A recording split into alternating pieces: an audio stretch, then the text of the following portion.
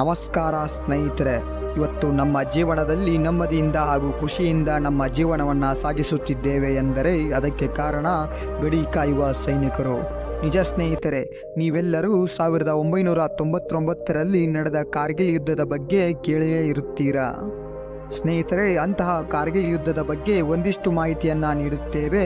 ಈ ವಿಡಿಯೋವನ್ನು ಕೊನೆವರೆಗೂ ನೋಡಿ ಹಾಗೂ ಜೈ ಹಿಂದ್ ಎಂದು ಕಾಮೆಂಟ್ ಬಾಕ್ಸಲ್ಲಿ ಕಾಮೆಂಟ್ ಮಾಡಿ.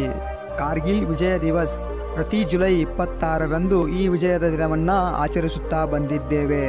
ಭಾರತೀಯರಿಗೆ ಈ ದಿನ ಎಂದು ಮರೆಯಲಾಗದ ಅವಿಸ್ಮರಣೀಯ ದಿನವಾಗಿದೆ. 1999ನೇ ಇಸವಿಯ ಜುಲೈ 26ರಂದು ಭಾರತದ ಸೈನಿಕರು ಆಪರೇಷನ್ ವಿಜಯ ಮೂಲಕ ಕಾರ್ಗಿಲ್ ದ್ರಾಸ್ ವಲಯದಲ್ಲಿ ಪ್ರದರ್ಶಿಸಿದ ಶೌರ್ಯದ ನೆನಪಿಗಾಗಿ ಈ ದಿನವನ್ನು ಕಾರ್ಗಿಲ್ ವಿಜಯ ದಿವಸ ಎಂದು ಆಚರಿಸುತ್ತೇವೆ.